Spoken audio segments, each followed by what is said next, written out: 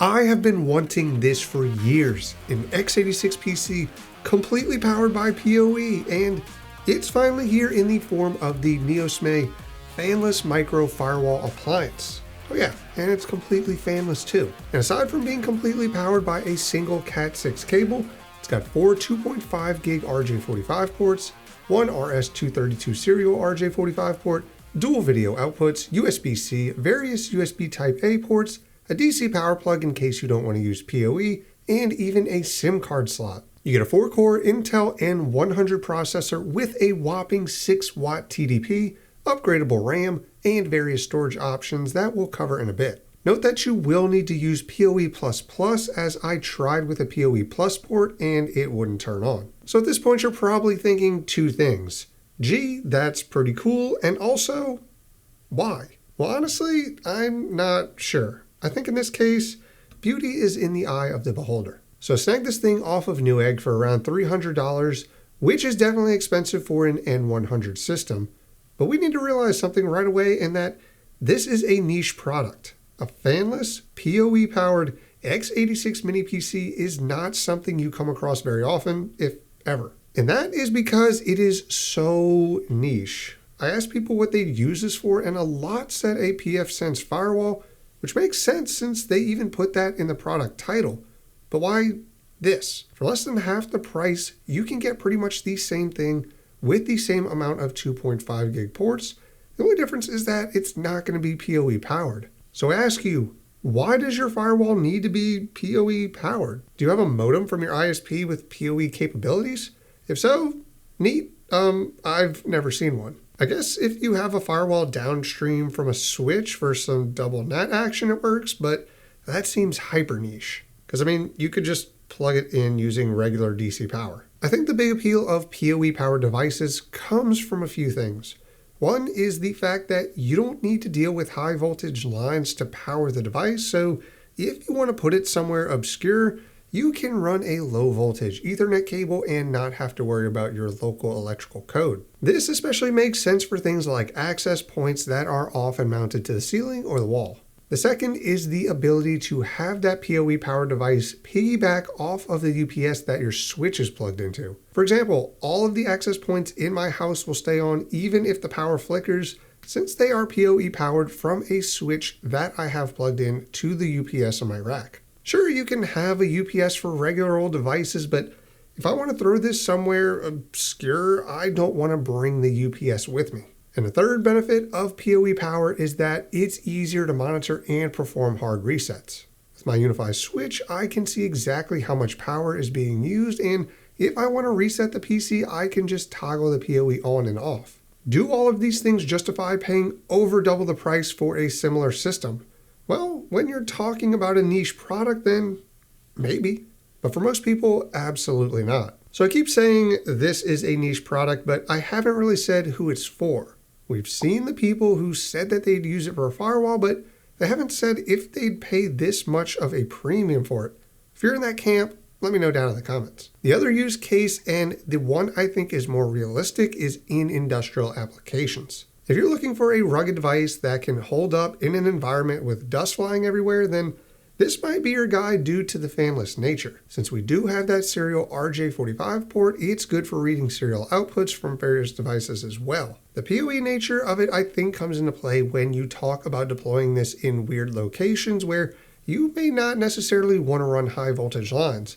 Again, super niche. For me, I really don't fall into the category of any of those use cases. I just think it's super cool and wanted to try it out. And maybe... oh, not again. This video is sponsored by Ugreen and their new Revodok Max 213, a 13-in-1 Thunderbolt docking solution. The Revodok Max gives you that super juicy Thunderbolt 4 connection with 40 gigabits per second of bandwidth to your device. You'll have plenty of options on how you want to use it too, with dual 4K or a single 8K display, multiple USB ports of both the Type A and C variety at both 5 and 10 gigabits per second speeds, 3.5mm audio, SD/TF card readers, and my personal favorite, a 2.5 gigabit network port. You even get 90 watts of power to charge your laptop while being docked with the included 140 watt charger. You don't see too many Thunderbolt docks out there that cram this much functionality into a sleek little housing, which is built like a tank, to be honest, even having proper ventilation so you don't have to worry about overheating. I know this is an ad read, but I've actually been using this for over a month to dock my work laptop to my work from home setup, and it's been awesome. Especially that 2.5 gigabit networking port. It's kind of weird to comment on the looks of a dock, but for something that is most likely going to be sitting on your desk, I'm glad to say it's pretty freaking sleek looking. And thank you, Ugreen, for actually putting the usable ports on the front. Having the SD card slots, both USB Type A and C, as well as the 3.5mm audio, so easily accessible, prevents me from falling face first into my monitor while trying to plug in some headphones. So if you're looking for an all-in-one Thunderbolt docking station to complete your setup, then check out the Ugreen Revodok Max using the link down in the description below. As configured from the factory, this version comes with 8 gigabytes of DDR4 and a 256 gigabyte M.2 SATA drive.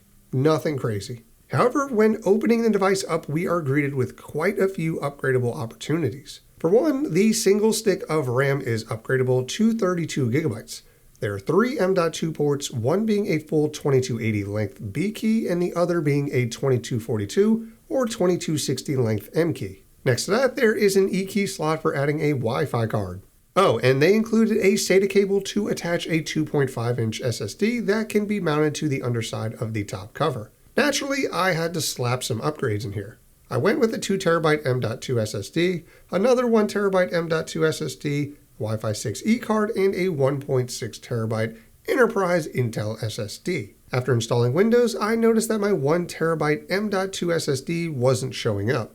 I went into the BIOS and saw the same thing. After trying different combinations of removing the 2TB drive, the 2.5-inch drive, and the Wi-Fi card, nothing worked. I emailed Neosmay asking what is going on and what the purpose of this M key slot is, if not for a SATA SSD. They responded letting me know it's meant for a 3G or 4G LTE network card. Neat, but it would have been nice to mention that in the documentation. To test how this guy performs as a desktop machine, I loaded up Windows and ran through some tests. First being Cinebench R23, not only to get a raw horsepower score, but also to test the thermals. Even with it drawing the maximum amount of power it can, we are nowhere near thermal throttling. It did get up to 80 degrees after a 10-minute run, with the external casing getting pretty hot to the touch as well. I tried putting a little USB fan next to it, which lowered the temps a few degrees, but nothing crazy. With all of that said, I ended up with a multi-core score of 2832, which is obviously pretty low, but guys, this is an extremely low power chip. I mean, we're only pulling 28 watts from the wall with it maxed out. Now this N100 chip does have integrated graphics with quick sync, so it can perform some transcoding. I ran the same test in Handbrake that I ran on my 4-core versus 4-core video, transcoding a 4K H.264 clip down to 1080p. We got an average FPS of under 30 FPS, which is nearly real time. This is actually better than the 10-year-old Xeon from my previous video, but nowhere near as good as the lowly yet modern i3-14100. And of course, we had to try gaming. Well, that's absolute butt cheeks.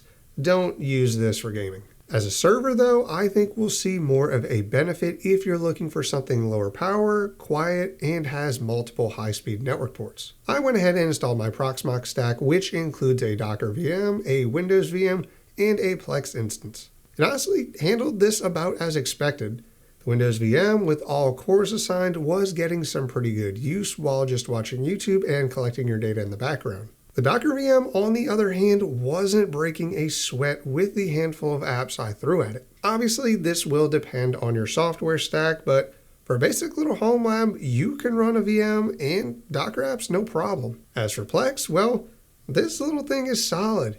Even while transcoding, our CPU isn't stressing, since that's all being done via QuickSync. You could honestly have a couple of transcoding streams running at the same time with all of your other stuff in the background as well, all while pulling under 30 watts. Obviously, we saw solid numbers when testing out our 2.5 gig NICs, and if you're so inclined, then you can aggregate them together to give you even more bandwidth. Some other things to note is that this little guy does support Wake on LAN and Pixie Boot, which are much appreciated. However, some of the things that aren't so great are the single channel RAM and lack of any NVMe slots or additional PCIe lanes. With all of that said, should you buy this?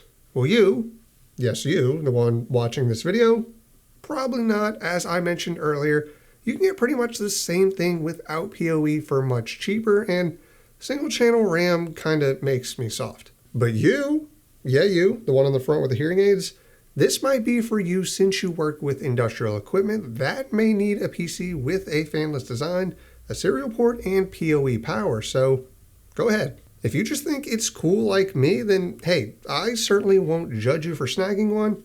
It's pretty badass. I kind of want to get 2 more and make a low power, completely silent PoE cluster.